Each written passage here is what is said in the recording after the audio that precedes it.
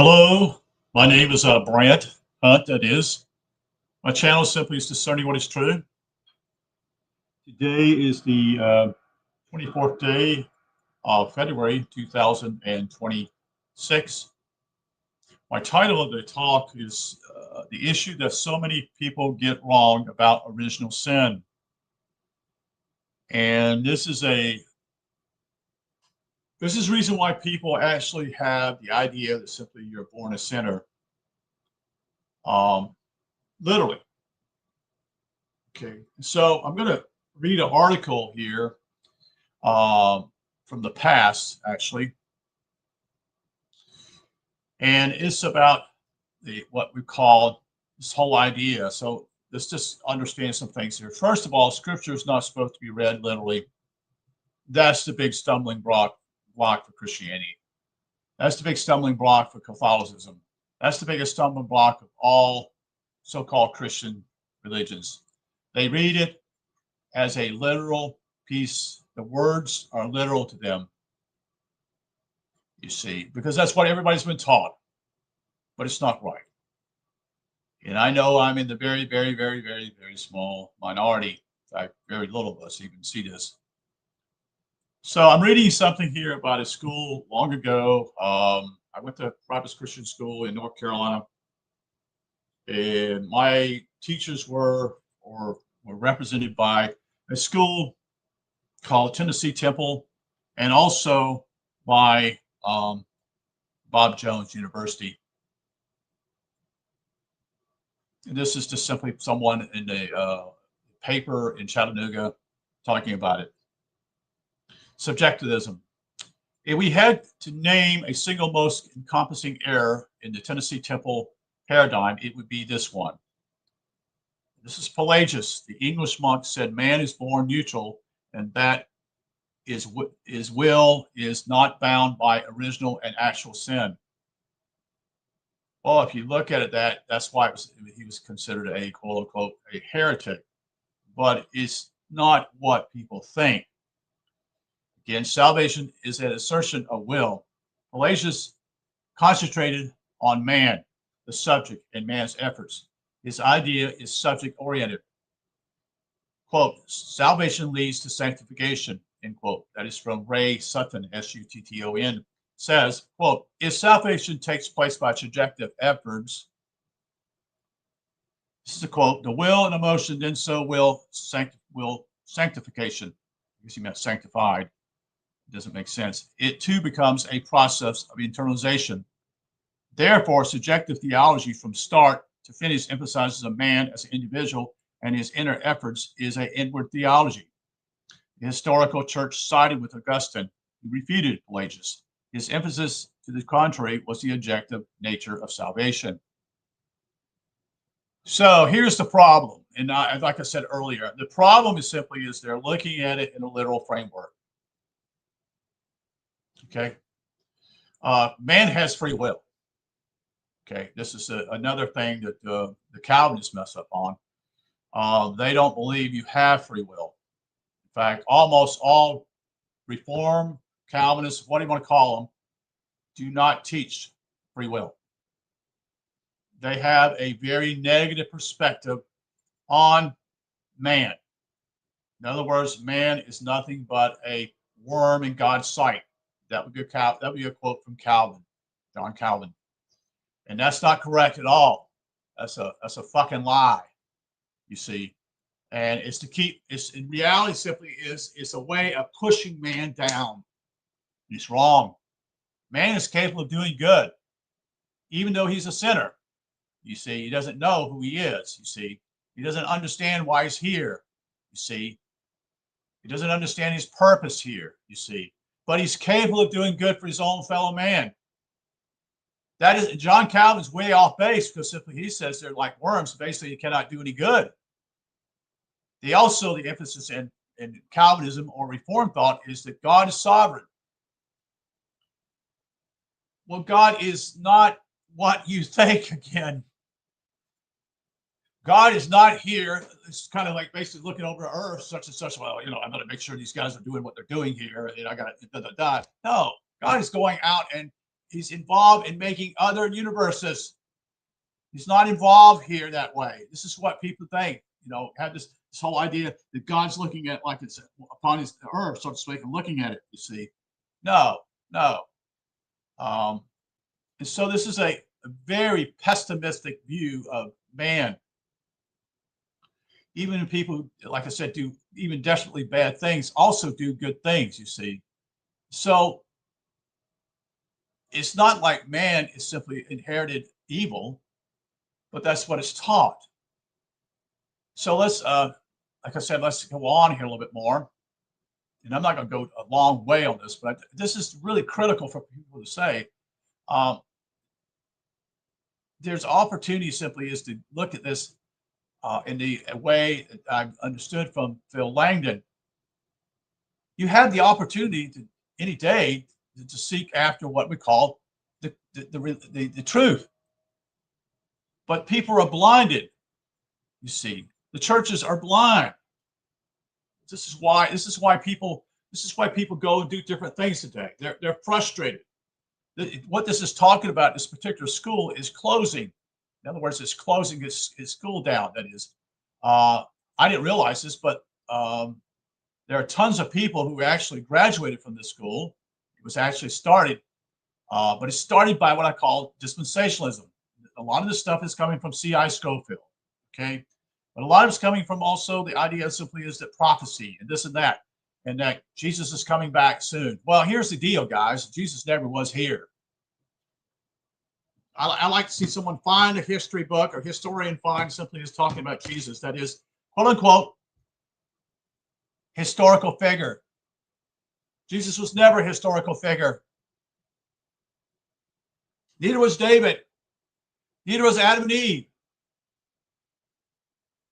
These are stories to reveal truth.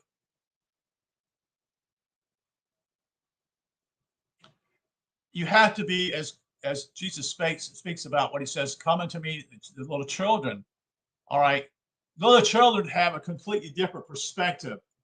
If you notice them, they have, at first, they are very giving. Okay. So they would give their toy to their brother or their sister, whatever, such and such. And then something happens to them within a few years, if not less than that. And suddenly says, it's mine. You see, no longer that no longer the heart chakra being willing to give. Now it's a completely different verse. What happened here? You see, you have to ask yourself, what happened? And so it goes on here. So I want to explain something else here, because this is also the issue of premillennials, the whole idea of the rapture. That's all nonsense, all of it. Okay, so the whole idea that Jesus came here in the first place is wrong. So if he didn't come here in the first place, why would he come back? Okay, all right. You see, this whole ground is completely like marshmallows. It won't hold anything anymore. If you see this, you see, this is what people don't understand, because they've been depending upon their preachers, their theologians to teach these things. And the problem simply is they have been blind themselves, and actually they teach these things that basically causes people to stumble. Here's a gentleman here. It says Gary North and other post-millennial Christian reconstructionists, which I don't agree with either, label those who held the pre-trib rapture position pietism and cultural retreatists. So what happened was simply is the pre-trib people, which is part of what happens, this whole thing, a lot of this starts, the wheels come off basically at the Scopes trials that take place in Tennessee years ago, back in 1925. This is when everything began to, because what happened simply is the Europeans have already ditched Christianity in a way, but in a way that was always taught, as a historical narrative, you see, in the Bible. And you're seeing the effects also in America now, if not before this, you see. And so what's happening simply is that this idea also is that somehow, what's the word I want to say here? As a retreat, one reason these criticisms are so painful is because I find them to be substantially true. Many in our camp have a all-pervasive negativism regarding the course of society and the impotence of God's people to do anything about it. They will hardly affirm that Satan is alive and well on planet Earth, and that this must indeed be, quote, the terminal generation, end quote. Therefore, any attempts to influence society is ultimate hopeless. They adopt the pious platitude, quote, you don't polish brass on a sinking ship, end quote. Many pessimistic pre-tribbers cling to the humanist version of religious freedom, namely Christian social and political impotence, and self-imposed and drowning men cling to a life preserver.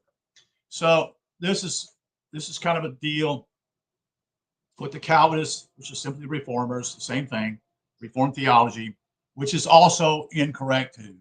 Okay, it's completely wrong. It's such and such. But what I want to make you understand simply is that the Bible is not a literal frame. It's not a literal book. Yes, it's a book. Yes, there are stories. There are riddles there. There's mythology. There's not mythologies, but there is what I would call what's the word I'm trying to think of in my mind here? I get all wound up here sometimes. I get really willy. You know what I mean? And it's I know the name of it right now.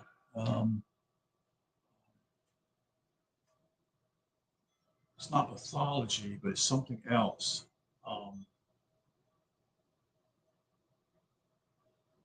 But I can't think of what it is called. But there are stories revealing something in the book, the Bible, that is true. And let me see if I can find it right quick. Hold on.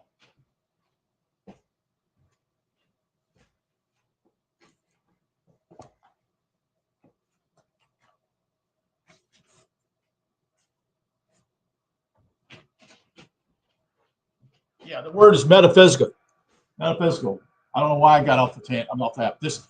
The Bible simply is a metaphysical book, and each person's name in the Bible, especially in the Old Testament, but also in the New Testament, has meaning behind it. You see, the players. You see, and it was written. The Bible was written by the Jews. You see. And so I wanted to explain to you, share with you here that basically, this whole idea that simply is that, the idea of original sin is incorrect, which is actually what, Pelagius said, but Pelagius was also wrong, you see, because he saw the church as simply as man is capable. He saw that man was capable of doing right and wrong. Okay, but he basically left out simply as he does need the help of God, you see. Somehow having a event in someone's life, like Phil Langdon has done. He's met God. He met God in his head. He didn't meet God at a pulpit. He didn't meet God in a church. You see, he met God at Angkor Wat, which was set up long ago to help people. It's interesting. We could talk about the sanctuaries of the churches long ago, and we could go into even deeper things. But we could talk about how things changed over 100 years ago. A lot to do with when people would go to the churches long ago in these sanctuaries, they would feel at peace and possibly have stillness. Well, if that's true, stillness is simply is being still and know that I'm God. Does it say? In other words, the package is already in you. You have to discover it.